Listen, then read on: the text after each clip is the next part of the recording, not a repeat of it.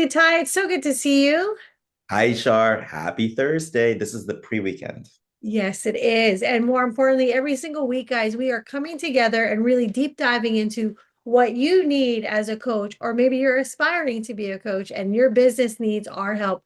Now, Ty, I want everyone to understand how powerful you've been, not only in your 2 decade plus career of coaching, mentoring, and leading organizations, but more importantly, how you've helped other startup businesses really start their journey of having a coaching business. Tell everyone what you've done and how this vision of CoachCon came to be. Yeah, so Shar, I have worked in my corporate career. Obviously, I've been a leader in departments and organizations. I've had teams that I've mentored and coached. I've had to achieve revenue outcomes. I've had to restructure groups. I've had to outsource groups. And that was a real good foundation for me to learn business, right? I went to one of the most tumultuous times in business with the company that I work for because we were in the middle of bankruptcy, hemorrhaging money as an organization, but having to survive and doing a good job of managing the waters that we were in. But leaving that and becoming an entrepreneur, I still led people and groups. I had an organization where we had volunteers around the world executing events for us and making sure that they were managed and successfully resourced and supported so that we can achieve the outcome and the impact that we were doing. Moved into finance, moved into marketing, built a lot of organizations and businesses and revenue and teams myself, so that I had all of that as foundational knowledge before I started a coaching practice. And became a certified strengths-based performance coach. And then before even translating that into helping business leaders with their businesses. So my experience spans not just my knowledge, but I back this up with academic knowledge as well. I have a bachelor's in advertising, a master's in international commerce and public policy, and a PhD in business and technology that's highly focused on how to operationalize and organize businesses for success. So I took all of this and I thought to myself as I got into coaching, how can I really impact people who are just starting out in their journey, right? When you're making $1 million, when you're making $10 million, you have a framework, you have systems, you have processes that you can then just scale or repeat what you're already doing well. But it's breaking through to get to that numbers, that early stage coach that needs that help, that support, that small business owner and leader that needs that resource, that community to belong to really navigate the first phase of this journey. So CoachCon was born out of the idea of saying, you know what, we want to put people in a space where they can partner with icons of industry. They can partner with people who are doing well, but they can own their space. They can actually work in tandem with those people, partner, co-collaborate, and work with those people so that they can start sharing with the people who have taken the step to believe in them, their first round of clients, the people that they want to make an impact with, and pass the knowledge in real time to these groups that they already are working with and watch transformation happen over a 2 day period. So CoachCon is an opportunity for early stage coaches and small business owners to come into a forum and learn the basics of business, the business of coaching, as it were, but take that and do that with their clients and synthesize and make action plans and develop and transform with their clients over a 2 day journey. And guys, I want to really emphasize this is the reason why we can come into a webinar workshop and really understand where you are. Because what Ty has just shared is that you have to have adaptability, you have to have flexibility, you definitely have to have the experience as a baseline to understand what to anticipate, what to do. But more importantly, when people talk about the problems they want to solve in their coaching business, you've got to have people who've been there and have done that and helped others succeed at that. So Ty, this is a perfect segue into why today we're going to talk about, losing clients and what does that look like, especially for coaches that are aspiring to really grow their business practice, or more importantly, these coaches who are starting off, because that's CoachCon's mission, is to really help these early stage potential, ideas in people's minds that saying, I want to start a coaching business. That's who we want. That's who we want to come in and Yes. really learn.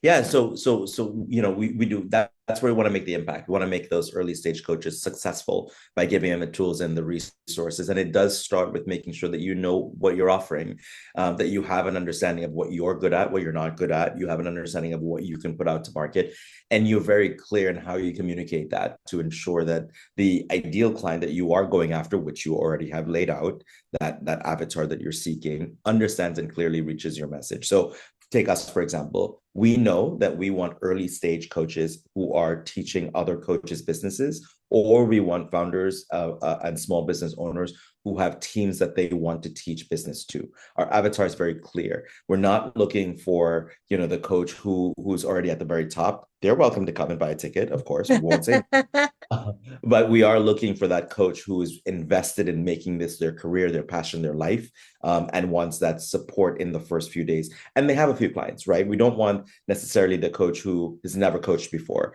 We want the coach who's like got maybe a couple clients, doing some one-on-ones, maybe it's about to start a group program, because you're experiencing this with your clients. You're partnering with your clients to learn and teaching them at the same time.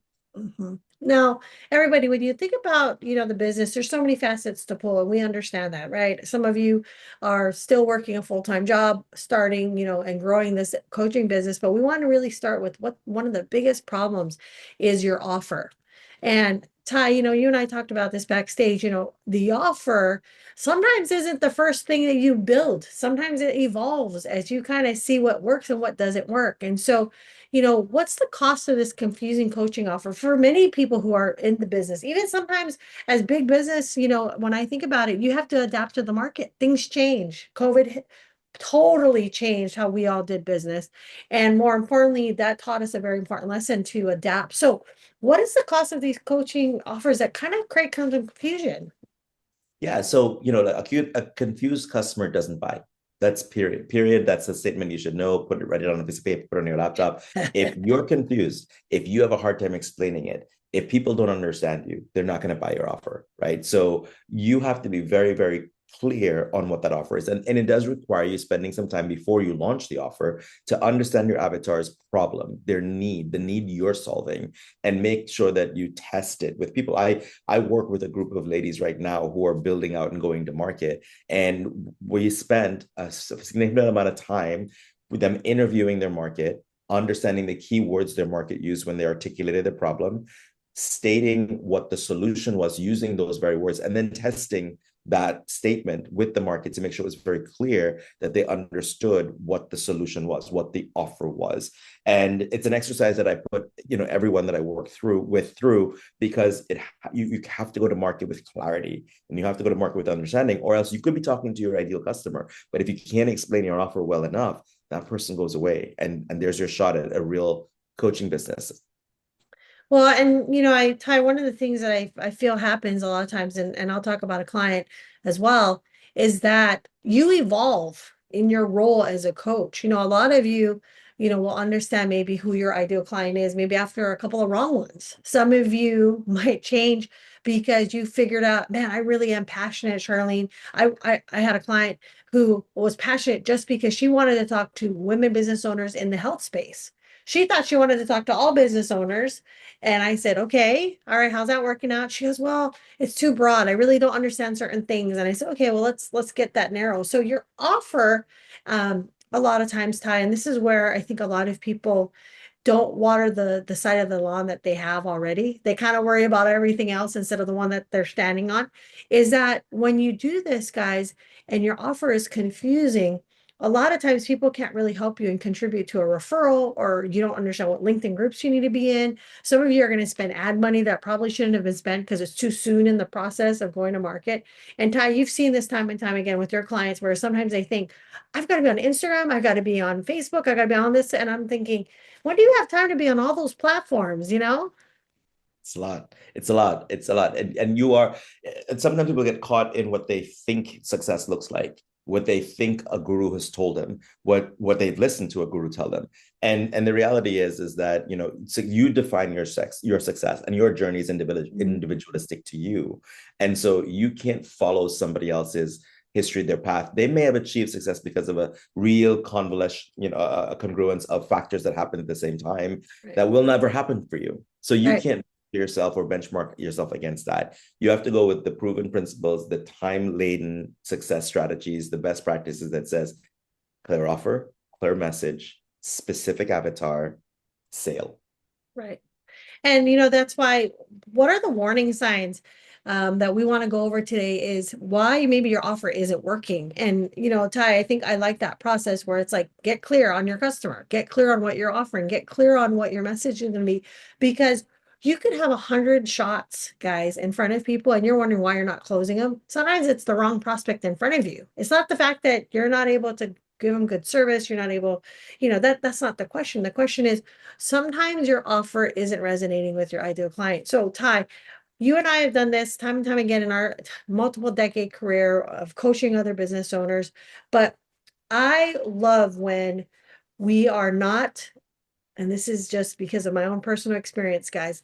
I love to be in a room with smarter people. I don't want to be the smartest person in the room. I want to surround myself by more successful people because then I am learning how to adapt to that. So, Ty, what are some of the telltale signs you think when maybe your clients are struggling with a sales cycle or a sales opportunity because they can't get them closed? There's a number of objections that people hit you with. And if you don't know how to navigate objections, you could get caught in that it's me when really and truly when people here's the thing that people have to understand. When somebody expresses an interest, when they take the time to fill out a form, they're interested in your product or service. Okay. Now they still may not be your ideal customer. They may be curious as to what you have. They maybe Right. want to price check it against what they've already done. Right. They may be fascinated by your approach. They may be drawn in by your confidence. But whatever it is, that person took the time to fill out a form. And some schools will tell you, okay, everybody who fills out a form needs to be sold something, right? So you have to have an upsell, a downsell, an ascension program. Right. Right. Right. You have to have Progress. something to offer everybody. Right. Uh, that's an individualistic approach. You can do that if you want Mm. to. It doesn't necessarily work. You can stay very focused on one product or service and really fill it with the ideal customer, or you can try to sell something to everything, to everyone. That's your choice. But when you are engaged in that conversation after that interest has been identified, you have to do what I like to do is the consultative sell. You have to ask more questions. You have to listen to what the client says. You have to pause and you have to bank all of that information because when you get to the end of it and you've now laid out what your offer is, then you have to figure out, okay, when they hit me with its objection, how do I reframe what they've already told me their problem is? Right. When I was in Silicon Valley and we were doing tech, one of the things we did is, we said, okay, we did a lot of interviews and we understood what is the problem. Okay. Mm. And then what do you think the solution is? And then we innovate on that and we come up with the solution. The question that we ask after, which is something that doesn't necessarily happen in the coaching world, but could be beneficial is how much is that costing you today? Right. Mm. So the problem that you're trying to solve, are you spending money on it today? Are you losing money on it today? Is there an opportunity cost that you don't have that it's costing you because it's not present today? And that gives us a numerical value. That starts telling us, okay, there's a dollar amount here that now can be woven into the formula. So once you have that dollar amount, and then you come back and you say, okay, here's the offer, here's what we're going to do, here's how we're going to solve your problem, this will have the effect of saving you X number of dollars or generating X number of dollars because you got the number in the evaluation process. You now can tangibly tell this person, I can solve your problem. I can help you with this issue, and it's going to generate this much more revenue for you, or it's just going to save you this much money. Are you ready to move forward? You've now made your offer more tangible. And so that's a bit of a formula to get through to customers who come to you with an interest, but then start waffling throughout the process. A Oh. lot of people that I find in the sales cycle, it's not so much, sometimes it's explaining the product, but let's say you've nailed that. Then it becomes how do you engage the customer when they think they don't need it or they start giving you reasons why not to, when truly and in fact, it can be something that can be overcome. Well, and I guess, guys, the problem is you need to evaluate where you currently are in the sales motion. Sales motion doesn't mean just getting them on the call. It's what did you do pre, during, and post? What did you do in your content so that people can really say you are the expert to solve this problem? If they can't say that or you can't communicate that enough, that's where I think, Ty, you're absolutely correct, is that it's not going to help convert them because you're still struggling through that sales process. And again, Guys, sales really isn't hard when you're serving people what they want to get because they understand that you can solve their problem. Yeah. They have to have belief that you can solve their problem first, right? There's the whole cycle of know, like, trust, buy, right? And Hmm. so you have to make sure that you've explained enough and given enough context for them to get to know you. You have to then move into the trust cycle. Okay, you now know me. Do you Right. believe what I'm saying? You've seen me. Am I credible enough? And then you have to go into, okay, um, are you ready to take the next step? Right. So do you like what I'm saying? Is what I'm saying resonating with you? Do you trust what I'm saying is true? Are you ready to buy it? And so once you go through that cycle, know, like, trust, and buy, that's how you can actually convert a client. And the know, like, and trust part is giving value, right? You're giving value for free. You're not monetizing everything. You're putting out there. Alex Ramosi does a good job of just giving it away, just Right. all the value in the world. And then you translate into, after I've given you enough value, I've really gone through that cycle of that know, like, and trust. You should be ready to buy. Exactly. And guys, this is where, sometimes you're going to miss the mark. I think it depends on the value of the sale. A ticket item of $97 is different than a $150,000 coaching program. So the underpinnings of it, the support beams that are underneath your offer, we just want to make sure you understand that it's all different. And Ty, I've seen this time and time again with clients where they expect the success that they had maybe at a $3,000 sale to be the same success at a $150,000 sale. Totally two different sales. Yeah, 100%. Again, it goes back to where we started the webinar with, Charlene. Know your avatar, know what you're good at, build Mhm. your product offering, be very clear about that product offering, and then go to market. If you're starting to waffle, and I've seen this happen before with even large companies too, they're like, oh, this isn't selling, so we're just going to create this new product and put it out to market.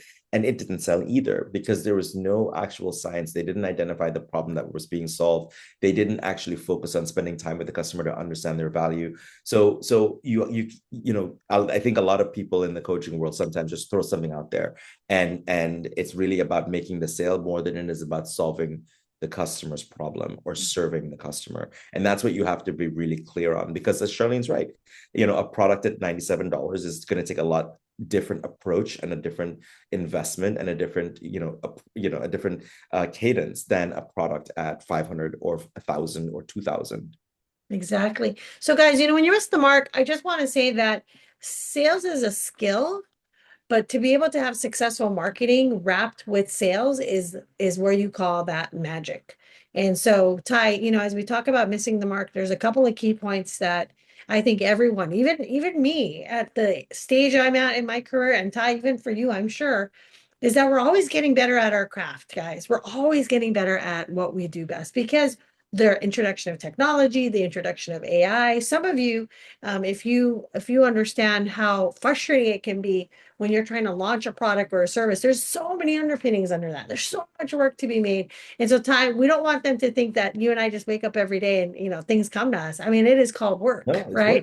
work. It's work. And again, CoachCon's a great example of this, right? We were very, very hyper focused and niche on what we want and how do we ensure we don't miss the mark by Mhm. ensuring that we have a clear focus. It's a 2-day virtual conference. We want to make sure that we're helping coaches and business owners at the early stage of business. So very, very focused on growing and scaling their business and their practice by having a transformative experience with their teams and their clients, right? We have a very identified ideal client. We know, as I just said, it's coaches, early stage coaches, and it's small business owners. And then our messaging is very, very specific. It's getting people the breakthrough that they need, the comfort and the community that they need to get through that first part of their journey. That's the hardest part of their journey, arguably. So the message is very compelling and it's very specific. So we took this metric, this formula that we've developed, this pyramid, Charlene, and made sure that we didn't fall into the trap of not having a clear focus, that we didn't fall into the trap of not knowing who our avatar client is, and that we didn't know and we didn't start using generic messaging. AI is great, and getting AI to do a great marketing post or a campaign for you is fantastic, but you still have to go back and review it to make sure that these things are very clear Mhm. and that your messaging is very, very unique to you as well. So don't think it's the answer, it's the it's a resource and it's a tool. You are Mhm. the answer. You are the coach. You are the expert. And here's something we just did with a client. I actually sat on a Zoom meeting with them and actually for 30 minutes interviewed them answering questions. And it was so powerful because he finally said, wow, that was easier than me thinking about my content, thinking about all the things I would have said. And I said, exactly why I put you through this exercise, because now you've got 30 topics, 30 pain points that your customer needs to hear. And now your content is authentic. Now go use that and stick it in AI to grammar, design it Yeah, and make yeah. it pretty. But Ty, exactly what you said, it has to still be you, even though you're Yes. using these tools, even though you're comfortable at what's going on in your business. I'm 100% convinced and 100% sure that it still has to be you. And so Ty, you're absolutely right. Anything that you're missing, guys, is because you're either using it as a strategy versus a authentic part of your process. You need to stay authentic, especially when you're coaching people emotionally, mentally, physically. They just need you. That's why they're buying you. Yes. Yes, the difference and the reason why AI will not take coaches out of the equation completely is because there's a difference when a human sits down and listens empathetically and responds with character, responds with emotion, responds with intellect that really connects and synthesizes the information. AI will always be a robot and it can give you a voice and it can be a face on a screen, but there's always that nuanced element that it will never have. AI doesn't transmit emotion, but a Exactly. human does. A human, when you see that person's eyes light up because you gave them an aha moment, when you as a coach realize that you've now picked up a profound piece of the puzzle that you can then use to give somebody a solution that they couldn't otherwise get by typing it in to a chatbot on their own, those are things that AI can never do. And that's why the human element always going to be relevant in coaching. Can people get through low level stuff, tasks, and ideas on their own? Sure. Eventually that basic stuff's going to go away. But the experience that you've gained in your career, the academic knowledge you have, and the synthesis of the two to be able to give somebody solutions, that's always going to be a human element that we will take forward and we'll always have. So when you talk about your offer, and Ty, you and I have done this because all of us have started off at the very beginning, right? Where we didn't have confidence in our message, we didn't have confidence in our price, and we definitely didn't have confidence in maybe our own skill set. But you have what I consider enough. You know enough, you have the right skills to help them get there. And so this offer, I know, Ty, you were working with that group of ladies who were just Yeah. getting ready for their business. The success of what you did for them, I want you to share, because I think a lot of people miss that when your client gets it, that means that it's something to keep. It's not something to change. Yeah, and Shar, I think you alluded to this before. You're never going to come out of the gate with the perfect offer, right? You're going to come out of the gate with an offer that you're confident to deliver, an offer that you have experience in, an offer that you've packaged. And that's going to be your first offer. But as you grow your practice, you're going to evolve your offer because you have more people interacting with you. You have more solutions and more problems that you're hearing. You have more opportunities to design and craft messaging. So your first offer is the offer to get you started, but it's not going to be your flagship offer. It's not Mhm. going to be the thing that takes you from six figures to 7 to 8. It's probably going to be the foundation of that thing, but you're going to build on it. And it's what's inherently important here is to make sure that as you are in the market and as you're practicing your coaching skills and your coaching work, that you're refining along the way. The exercise that I put the three coaches that I'm working with now through, as I mentioned before, was that exercise of going to market and understanding, okay, who's the avatar you want to serve? One of them identified women, the other one identified people in transition from corporate to entrepreneurship. Another one wanted to do families and Christian families. And Mm. so we started with their avatar. And then from there, we went into what is the problem that they're serving. So each of them had to do 8 interviews. They conducted 8 interviews with their different avatars to understand, well, what is the problem that they're solving. But the concern or the task wasn't just to figure out the problem. The task was to understand the language that was used. And so they had document the key words they heard, the things that were coming up from interview to interview to interview that were being repeated, the frame and the context of it. So they understood not just the problems, but the words and the language that was being used in identification of those problems. And then based on that, then they each figured out what would a program look like to solve this problem, whether it was a 3 month program, a 6 month program, a 12-month program. I'm always of the fascination. I like to do shorter programs so people get a win, and then that's the pivot. That's the launch point to go into a longer program.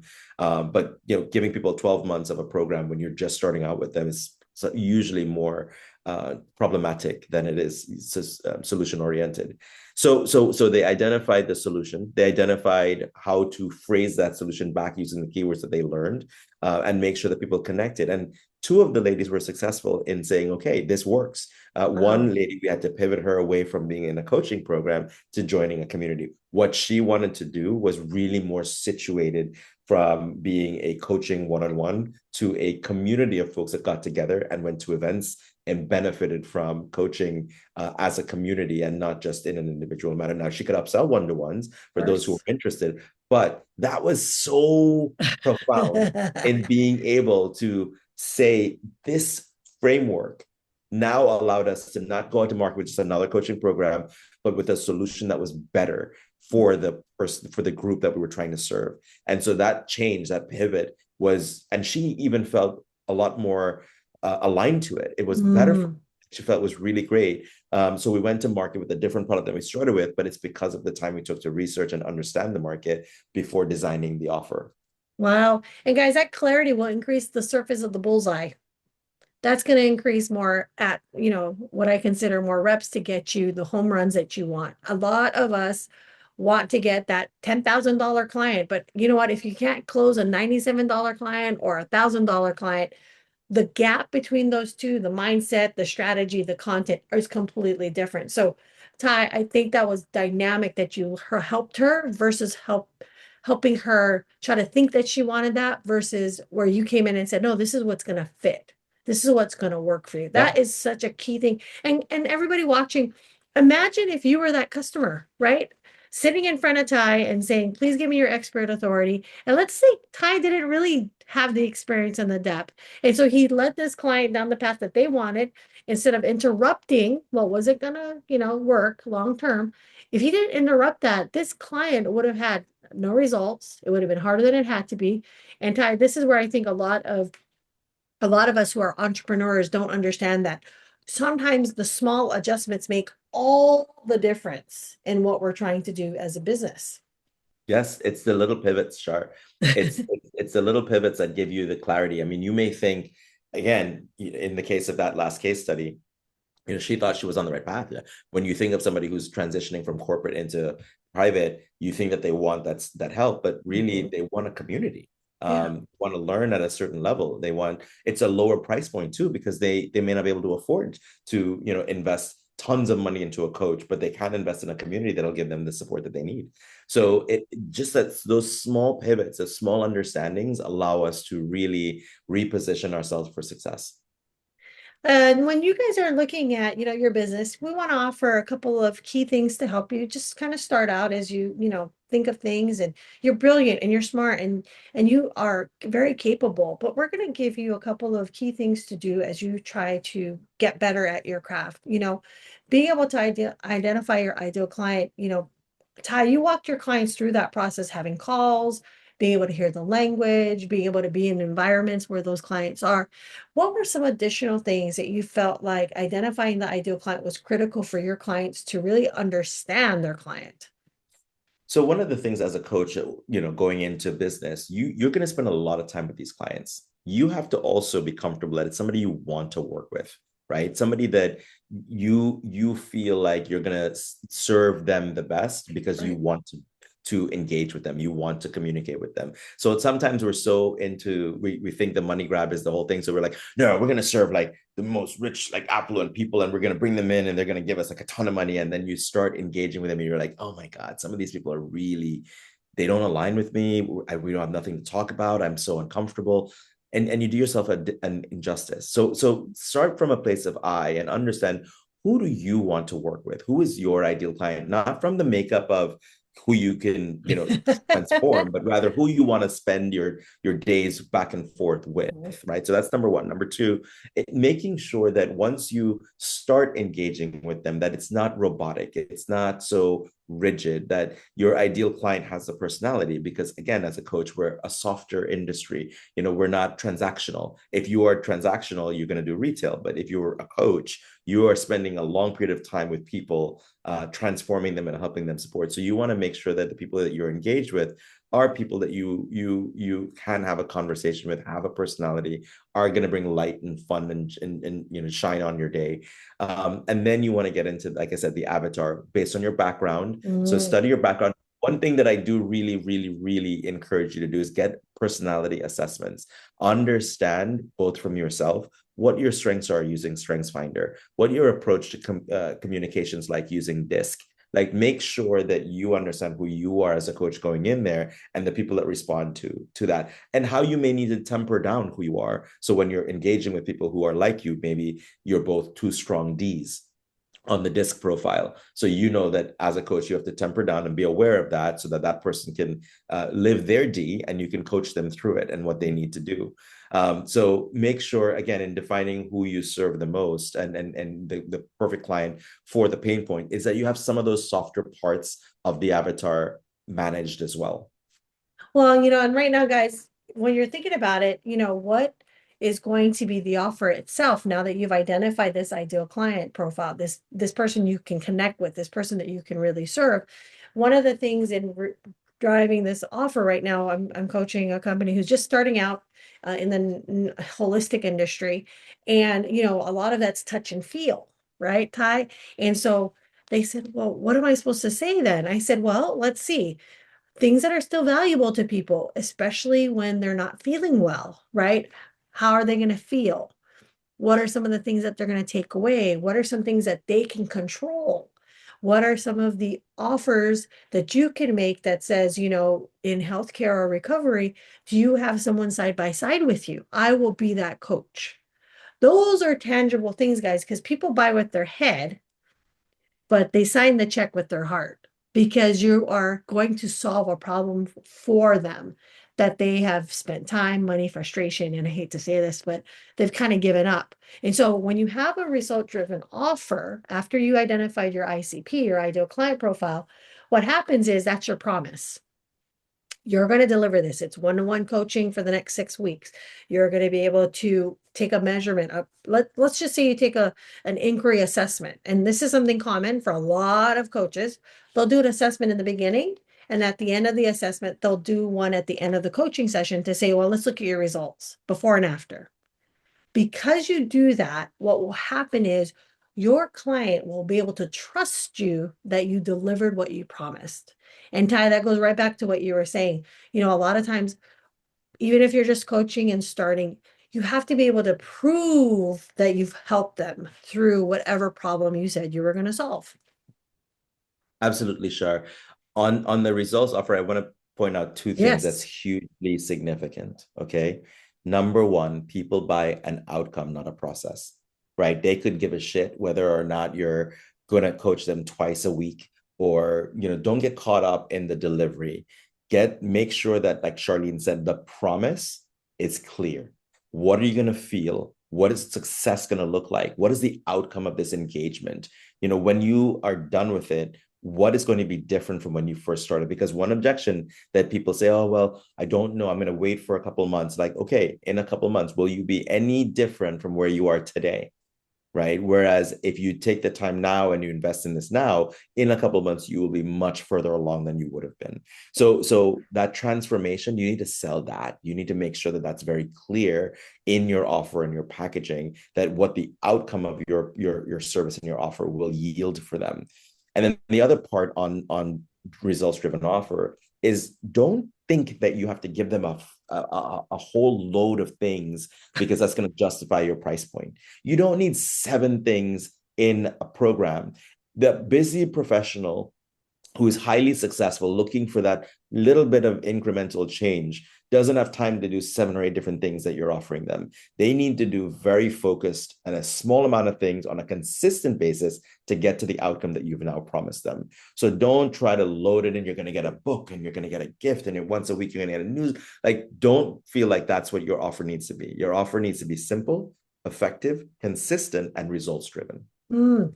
Guys, I want you to highlight that, put it on a post-it like Ty says, and stick it in front of you. So anytime you're thinking and creating, and I just want to hug you, all of you creative coaches, I just want to hug you. I get it. But at the end of the day, you've got to get to a place where the creativity doesn't overwhelm the outcome process. Because a lot of us will stay stuck in that creative. I just want to create packages and programs. I'm like, great, but is it selling anything? Have you gotten to a sale? Have you made the offer? Did you get traction yet? Did they say no to you? Because that's going to tell you, number two, if your offer is not working. And the sooner you can find out the no's, guys, I promise you, you will get to the yes even faster than you did before. Last thing is communication. And Ty, I think in a digital space and, especially for coaches, Instagram, LinkedIn, Facebook, a lot of people have spread themselves thin because they got to do it all. And I don't believe that. And I know that you don't believe that either. That we believe together that communication being simplified is the ingredient for success. Yeah, so people do agree. I agree, Shar. People get caught up into these whiz bang things, and they want to get fancy and schmancy and a whole bunch of stuff. And here's the thing. We're not laughing at you guys.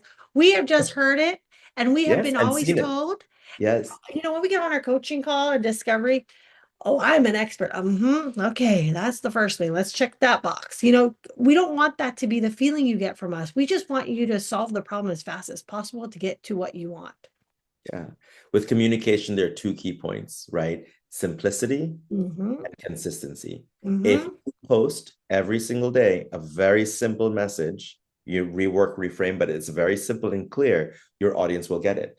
And because they're seeing it on a consistent basis, then they'll start, what did we talk about? That know, like, and trust before you buy cycle. Mm-hmm. They'll start getting into that. They'll start saying, okay, 4 times or 5 times she said the same thing. I get it. I understand it. It's not been different. She's not all over the place. The message is the same. It's pretty simple. I get with this. I like it. I like it. Okay, I Right. trust her now. Then I'm going to buy what she's offering, right? So keep it simple and consistent.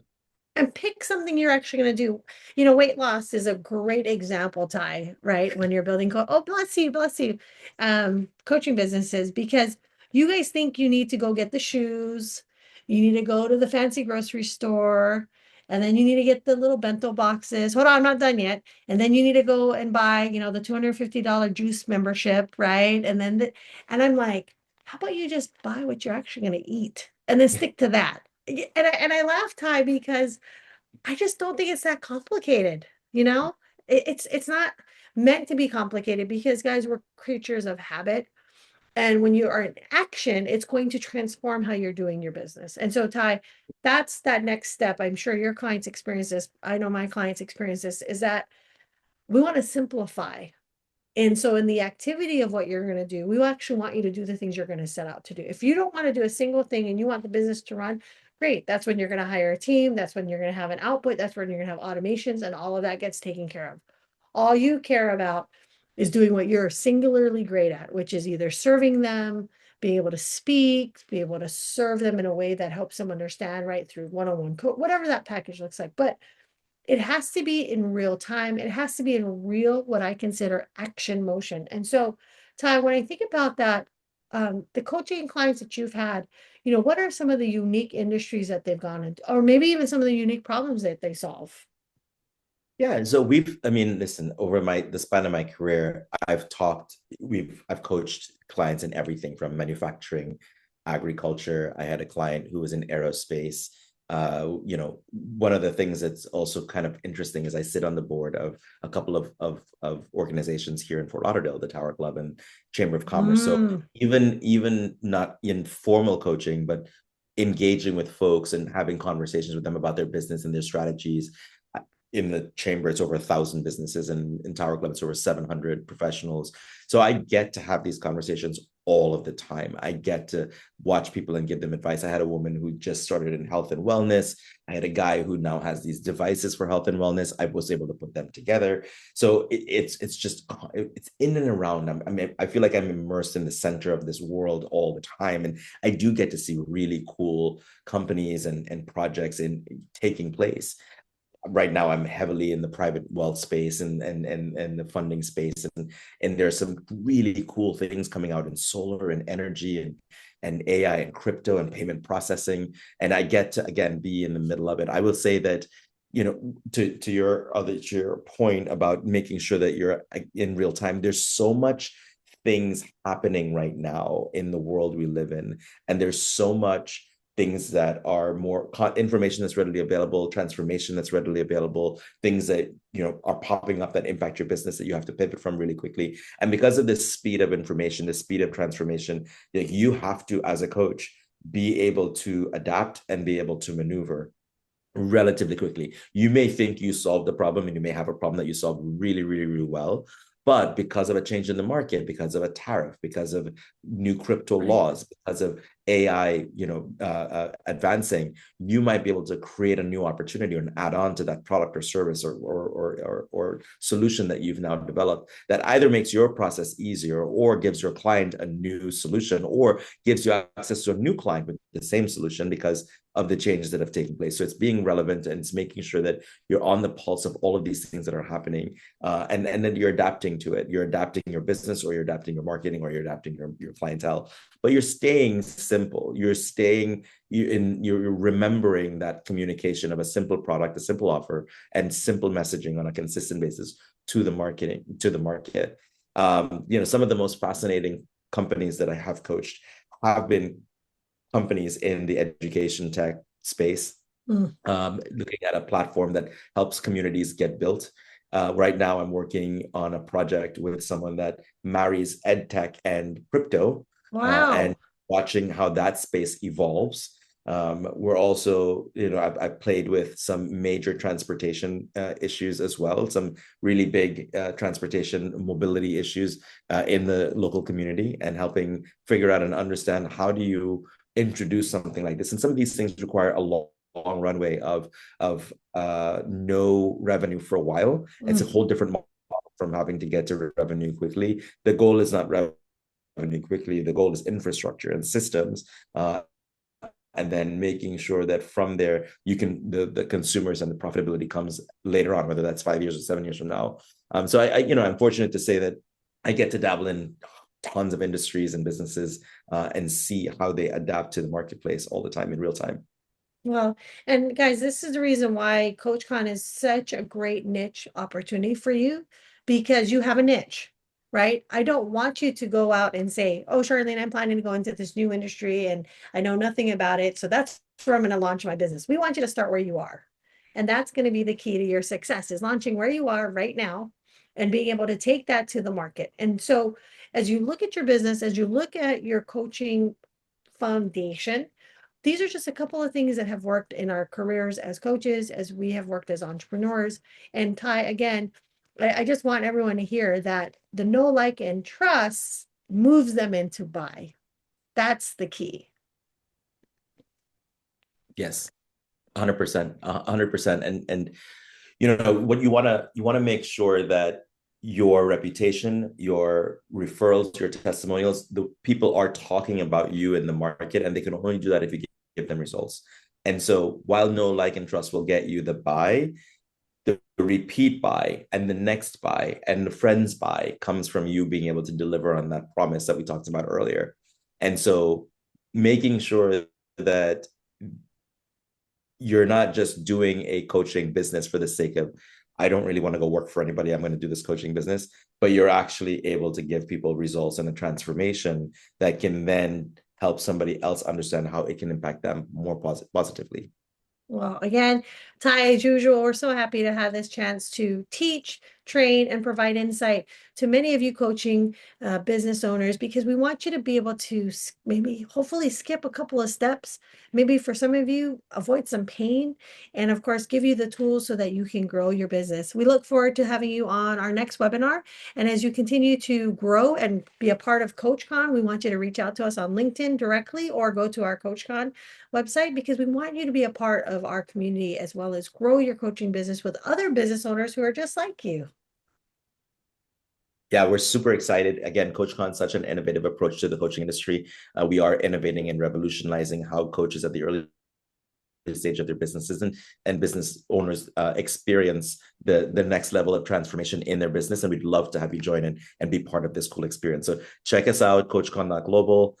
Check us out on LinkedIn, or visit us on these webinars. We do every Monday. We have a live, and Thursdays we get to teach you something groundbreaking and profound that you can apply directly into your business. Thanks so much, Ty.